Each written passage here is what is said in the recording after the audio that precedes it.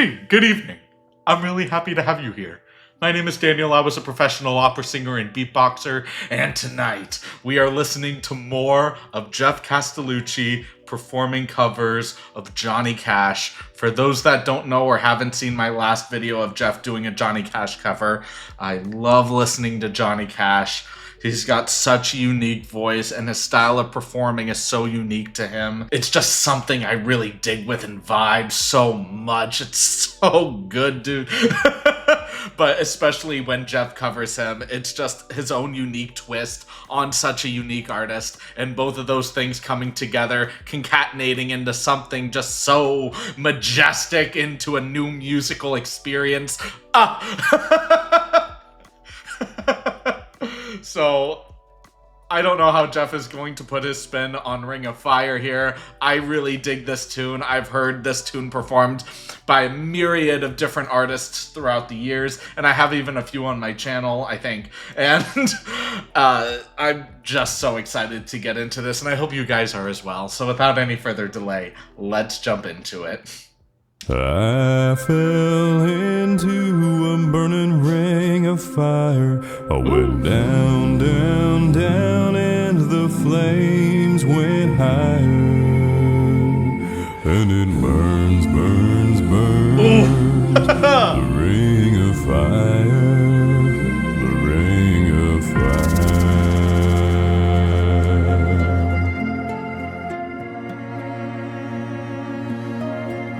What is happening?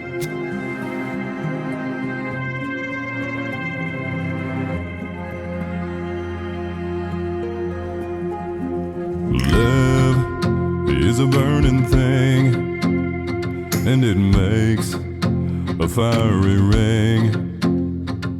Bound by wild desire, I fell into a ring of fire.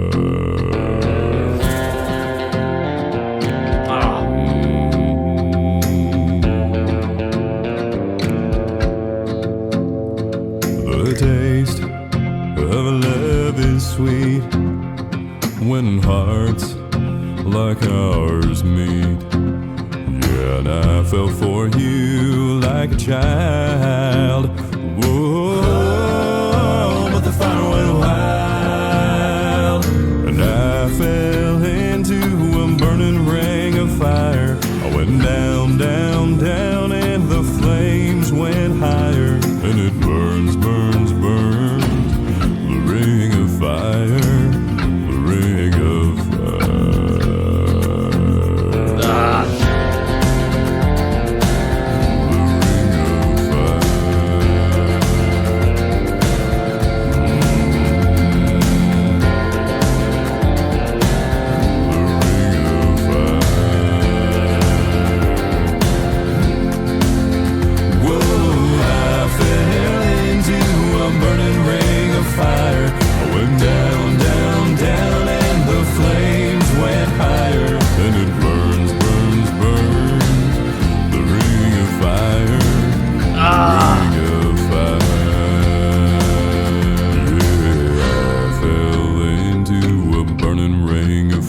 He's just getting younger. Down, down, down, and the flames went higher, and it burns, burns, burns. Woo! The ring of fire. The ring of fire. The flames went higher.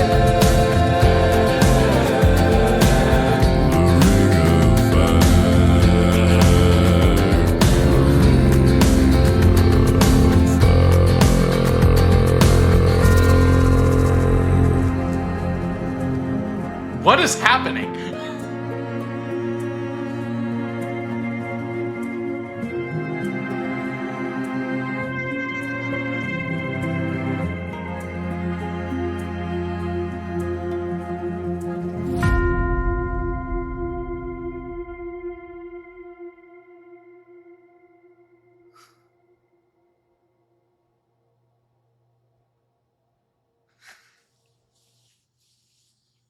Oh my gosh. Ha ha ha.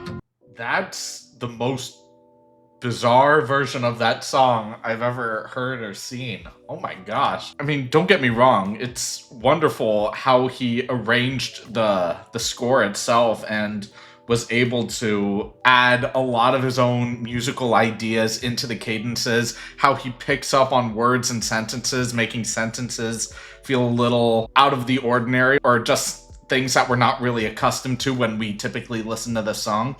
And the tonal atmosphere of the piece was so striking. It's just, oh my gosh, how do I even process this? Just starting off with this youthful and spry energy and just being able to immediately transition into this more old, more decrepit, almost haunting kind of energy that throughout the piece then just starts to rewind the clock a little Benjamin Button style and go into this love, which is where you really feel this emotional center of the piece is that love, and just ending it right back in that old energy as we explore the musical nuances of the piece. It's, oh my gosh, dude, what an interesting trip this was.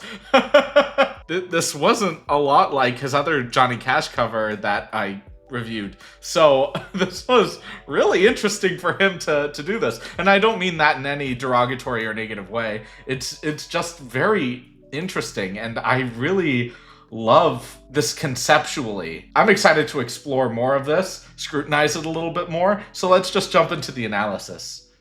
I fell into a burning ring of fire. I went down, down, down, and the flames went higher.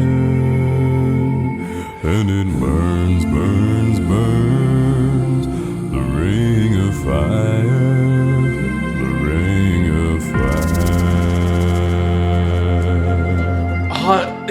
Oh my gosh, dude, that opening is just so weird, but so beautiful and cathartic and poignant, and it's just blah.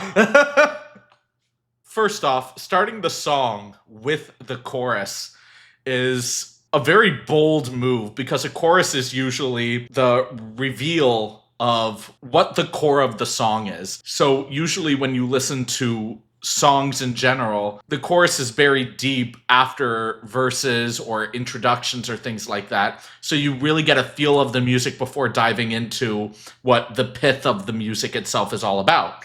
So the fact that we just start off very strongly with it, in more of this spry, nimble atmosphere, we feel that youthful energy, and then we just kind of go in this haunting aura the moment that the cadence finishes. You can feel there's something slightly off about it, and it's just, ooh.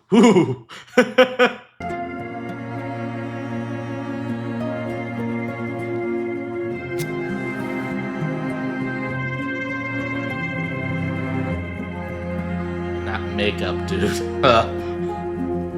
Love is a burning thing. Yeah, but we still keep this not more melancholic, haunted energy. You see him physically worn out, but we still get that moderato or moderate tempo, that pacing that still has a little bit of that lively energy to it. It's just the dichotomy between these things are just so, they're just clashing, not in a negative way. It's just, again, so striking. And it makes a fiery ring, bound by wild desire. I fell into a ring of fire. Yeah, and listen to how he's separating these cadences. Instead of doing the traditional, I fell into a ring of fire, you get these pauses, these extended notes, these breaks, and he's just marching to the beat of his own drum, obviously still within the tempo, but it's just so contrast to the original, which is wonderful in terms of how he's adapting the music to his own style and what it is that he wants to portray with the music. But again, it's just so bizarre in a good way still, but it's messing with my mind. I'm going back. Bound by wild desire, I fell into a ring of fire. Ooh, and it's just so full. And a beautiful hum. The taste of love is sweet when hearts like ours meet. Yet I fell for you like a child. Whoa, but the fire went wild. And those harmonies, dude. And just how he's ending these cadences. Everything is so crisp. His diction is so wonderful. I understand every word. And on top of that, when he lets go of notes of meat, and you just let that note ride instead of meat, and you just feel the weight of that. You just let go of the note, and you're just floating there until he catches you again. It's just so lovely how he just phrases everything. And I fell for you like a child. Whoa, but the fire went wild. And I fell into a burning ring of fire. A little younger went here. Down, down, down, and the flames went higher. And it burns, burns, burns. The ring of fire. The ring of fire. Yeah, and this is something that I've also mentioned in other Geoff videos, where the low notes are impressive, but it's not as though he's doing them necessarily for the sole reason of showing off. He has it within his range to express the music in a really dynamic and unique way that's exclusive. Well, maybe not exclusive, but is unique to his style and what it is he wants to portray with this music. But he has these resources at his disposal to create something really wonderful. And it's not like the music is based in that vocal basement he has.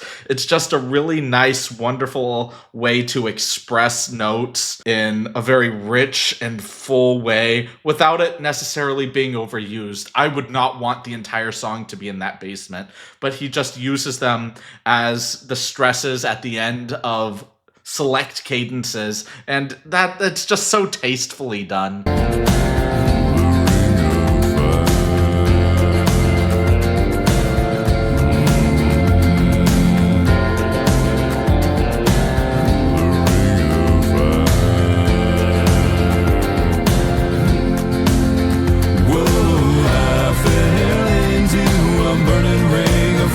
Little younger here again. Down, down, and the flames went higher, and it burns, burns, burns.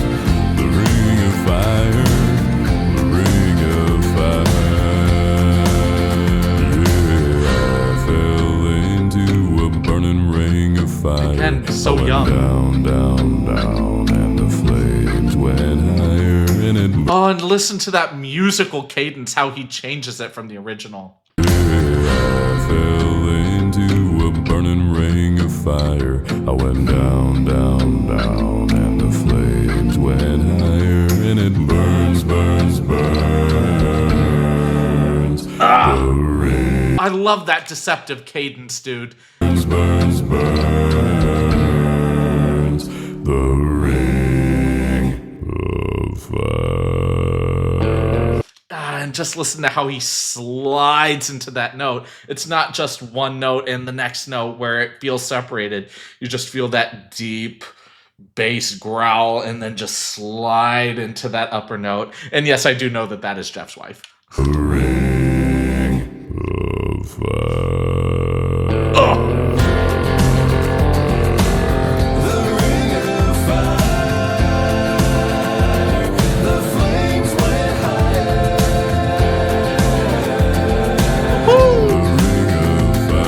Harmonies.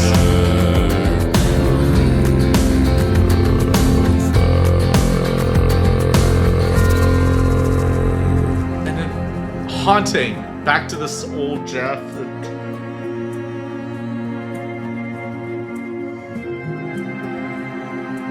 It's just so poignant.